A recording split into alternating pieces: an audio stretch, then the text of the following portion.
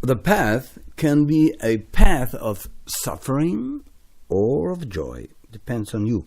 Without the knowledge of karma and reincarnation, it may become or be a path of suffering.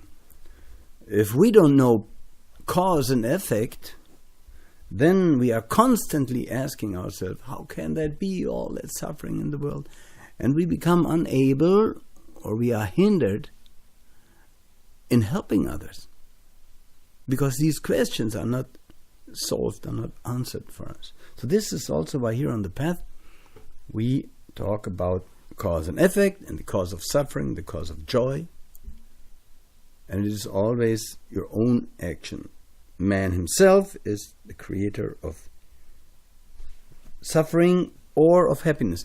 Now, you can shorten the path if nirvana is your goal.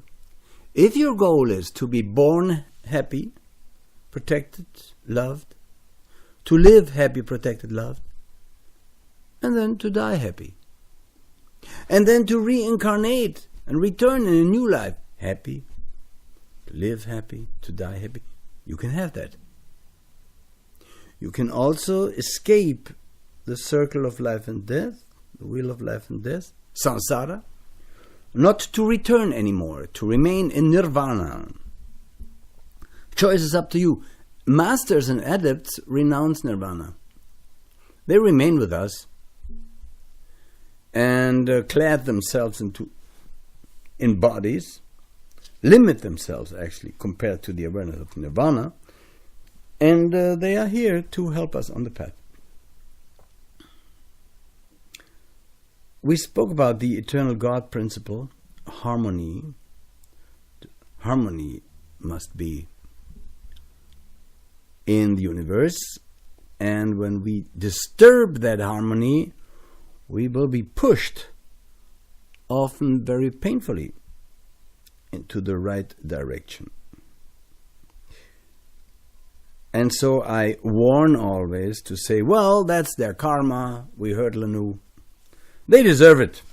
If we do that, if you do that, you will reap exactly that karma. So that you learn that you are here to help others. And I repeat, not to load the entire burden of suffering of the world on your shoulders. This is why there are zillions of shoulders. For the moment, 7 trillion. 7 billion shoulders. If we don't count the spiritual shoulders. So, if you want to carry the suffering and the burden of the world on your shoulders, it will crush you, it will kill you, it will destroy you. That's not your purpose in life. And this is why you need the teaching and the path to understand where your place is and where you can help. Now, there is no happy event, no sad event that cannot be traced back to your own activity, to your own being, to your own behavior in this or a past life. And only a philosophical spirit, dear friends, who would see no other cause of that, would have a right to say, no, karma and reincarnation doesn't work. Or I should repeat, only a philosophical spirit who sees another explanation, who thinks of or presents another explanation for the suffering in the world, would have possibility to say, no, karma and reincarnation doesn't work. I have never heard anyone who explains to me suffering. I only hear from Muslims and Christians who insult God. Can you imagine that? Insulting God? That everything is God's will. Oh, really? And that there's only one life. It's God's will that a pervert like Hitler, or also like George Bush, we can put them in the same, or other criminal rulers, live happily. And at the same time, a little child dies in Africa of AIDS, or pedophile priests get fatter and fatter, and at the same time 25,000 children starve to death each day, you will say that's God's will. You should be ashamed. You should be ashamed. So, now, why don't we remember past lives? I don't know if we spoke about that, but it just comes to my mind. Reason is that a normal person would not be able to develop normally if he would be burdened by that immense memory, immense burden of memory by past lives, what he did. My teacher said to me, Lanu, if you would know what you did in past lives, you would die on the spot. So somebody would be tragically irritated, dear friends. He would identify himself with his former existences. He could not stand the depressing effect, the impact, which would be in his awareness by a past burdened by guilt, dear friends. Now there would also be emotional pain because he is now in a relation with loved people who were before different. Now, for instance, siblings or father and daughter, mother and son, friends of same gender, may have been in past lives lovers or married people. See? And therefore, now, why does that happen? Why do we come always together in different bodies and different relationships as friends, as lovers, and that? Because the Divine Source wants unconditional love, super or beyond personal attachment. See? So the first step to unconditional love is conditional love or conditioned love. That's how it works. So therefore an adept, a liberated being, loves a spoon the same way than a sick person, the same way than a table. He loves everything because he knows and is aware of that everything is God in manifestation. Do you understand that? So if you still love this and that not, if you still love this one but you hate that, then you are under the illusion of separation. And as I always say, and as the Book of Light teaches, at the root of each crime is a feeling of separation or being separated. The truth, or no, the reason for that is that we are only aware of 1/7 of our beings, of the physical body. The Book of Light teaches man is 7/7. It means man is a divine spark surrounded by 7 sheaths of energy. Physical, etheric, emotional, astral, spiritual, mental, and so forth. 7. And we are caught in this physical body, and we identify ourselves with it, and we suffer, and rightfully so. Because we have fallen from the spirit, and we learn by that. Separation of sexes, we come to that hour. Will not be always. Sexual reproduction will end soon. And we will return to our hermaphroditical androgen state of awareness and being. And then one with the divine source. So, but, dear friend, the ego, you see, the term ego is mostly connected with egotism, only self-centered. In the Book of Light, it is not the definition. For us, we don't mean the lower personal by ego. For us, the ego is the link between personality and the monad and the God spark. It's the reincarnating divine part, the eternal man. By man, I don't mean yet now physical man, because we derive man from the Sanskrit manas, the thinker. So by that I mean a male and a female being. See? So the eternal man knows, has the knowledge of his entire past. You see, when you are enlightened or you become enlightened, you have more and more memory of your past life. We can take it then. It won't maybe harm you so much anymore. It won't. And suddenly you understand why you are here.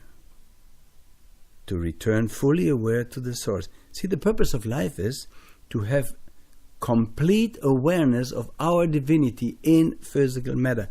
That's why we always clash together in single persons or nations or during war or in love and hate and so forth. All states of attachment. Now, could we, as an ego, as a divine being, without being disturbed by our impure personality, could we be? This is possible in meditation. Then we could reflect all knowledge. See? But if you identify yourself with your sex, you already have a problem, which leads you away from your divine self.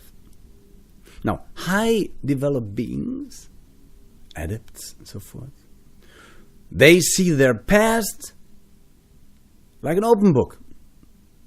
It happens during intuition, for instance. And the time will come when you remember, when you are ready to take it. When you make the lower personal a servant of the higher self.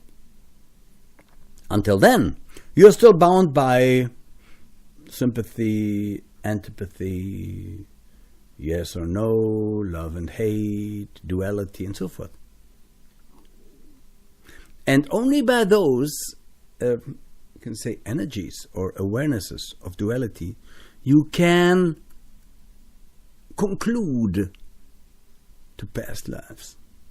It's rather imperfect, but that's all there is. Unless you walk with us the path. You meditate each day, you let go of your lower self, which so often hindered you. And by letting go of it, by observing the arising and passing away, you remain. And you become master of your lower self. Now there are abnormal cases where you can experience somnambulic, you know what that is? So they speak in sleep, they speak strange languages, foreign languages, or that they could not know. I heard of an experience in Texas, a housewife, she spoke English. It was the only language, English. And she was hypnotized. She said, "Oh, I work on the pyramid." "Oh, really?" said the hypnotizer. "Then speak to me in Egyptian, but please in ancient Egyptian." And she spoke in archaic ancient Egyptian. The Book of Light and the Path teaches us, dear friends, to us now invisible worlds. Etheric, astral, mental, causal, until up to the world of intuition and beyond to nirvana. See, let me finish this talk here with